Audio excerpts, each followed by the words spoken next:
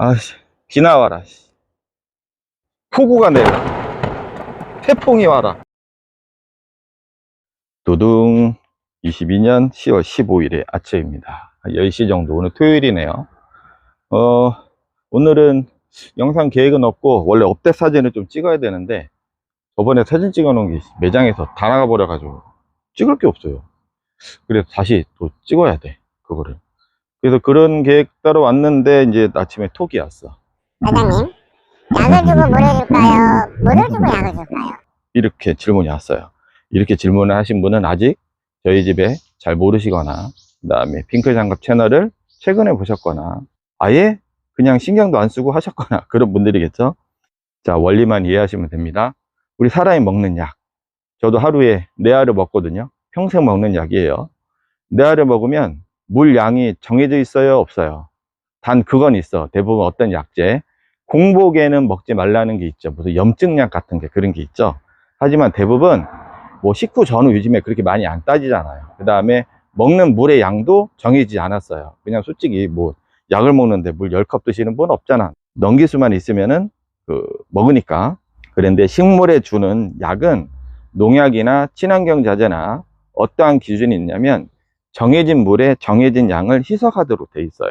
그것은 이것을 만든 뭐 박사님들이라든지 아니면 이런 업무에 종사하시는 분들이라든지 이걸 테스트를 하시는 분들이 이 정도의 농도로 희석을 했을 때 식물이 안전하고 벌레도 죽고 그런 것이다 라고 규정이 되어 있기 때문이거든요. 자, 그럼 일단 첫 번째 질문, 물을 주고 약을 주면, 자, 물이 묻어 있죠. 흙에도 묻어 있어. 내가 이게 마르지 않은 상태에서 또는 겉표면은 좀 말랐는데 축축한 상태에서 그 다음이나 그 다다음 날 약물을 준다. 그럼 어떻게 될까? 아까 제가 말씀드렸잖아요. 정해진 물 양에 정해진 희석 배수가 있다고. 그런데 이 표면은 말랐다고 쳐. 어느 정도 말랐어. 그래서 약으로 살포를 했어요. 약으로 살포하면 여기에는 내가 탄 물의 양, 그다음에 약의 양, 그게 일정하게 분사가 됐어. 그쵸? 근데 뿌리까지 흠뻑 적셔주는 상황이 왔어. 그 밑쪽으로 약물이 스며들면 어떻게 될까? 지압으로. 축축한 상태에서, 기존에 물이 있는 상태에서 내가 물에 탄 약을 줬을 때 어떻게 돼요? 더 옅어지지. 그러면 안 그래도 지금 PLS 제도라든가 여러 가지 그 기준 강화가 되면서 잔류의 기간이 짧아졌어. 그런데 더 옅어지는 거잖아. 그 다음에 두 번째, 약을 주고 물로 씻겨주는 경우가 있어. 그 다음에 물을 준다는 거지. 그런 이유는 왜 그러냐면 대부분 일반 농약이라든가 뭐 친환경 자재에서 다싹 그런 게 있죠. 얼룩, 하얀 얼룩이 남기 때문에 그거를 씻어내고 싶은 거야. 무슨 소리인지는 알아. 무슨 심정인지는 아는데 그 아까 얘기랑 똑같이 그 상충이 되는 거예요. 약은 정해진 물에 정해진 양을 넣는 거예요. 그렇죠? 그러면 내가 이게 마른 상태에서 약물을 지금 줬어. 그런데 이게 충분히 마르지 않은 상태에서 약물을 탄 거를 줬으면 아까도 똑같이 말씀드리지만 잎에 또 축축한 상태에서 대부분은 그런 상황이 어떤 상황이냐면 이게 마르기 전에 물로 씻겨져 버려. 대부분 약물을, 약물이 아니라 약물을 주고 나서 마르지 않은 상태에서 물로 씻어준단 말이에요. 그나마 잔류의 그 기준이 짧아진 약인데 묻고 나서 효과가 발생할까 말까 한 시점에서 없어지는 거잖아. 그렇죠? 그러면 효과가 과연 있을까? 요 밑에는 뿌리까지 예를 들어 흠뻑 줬다고 쳤는데 물이 또 들어가. 또 옅어지잖아. 효과가 없는 거지. 다만 나는 약을 쳤어. 나는 몇 월 며칠에 약을 쳤어. 그 심리적인 만족감만 생기는 거야. 만족감. 그게 과연 효율적일까? 어떤 분들은 그래. 나 이렇게 했는데 아무 이상 없었어. 그렇지. 아무 이상이 없었겠죠. 아무 이상이 없던 상황에서 한 거니까. 깍지가 없었고 균이 없는 상황에서 그게 공교롭게 맞은 거지. 또는 나는 몰라. 내가 이 벌레가 있는지 모르고 그냥 외형만 판단해서 나는 수년 동안 이렇게 했으니까 뭐 이런 방식으로 할 거야. 뭐 본인의 선택이긴 한데 원리는 그렇다는 거죠. 원리는.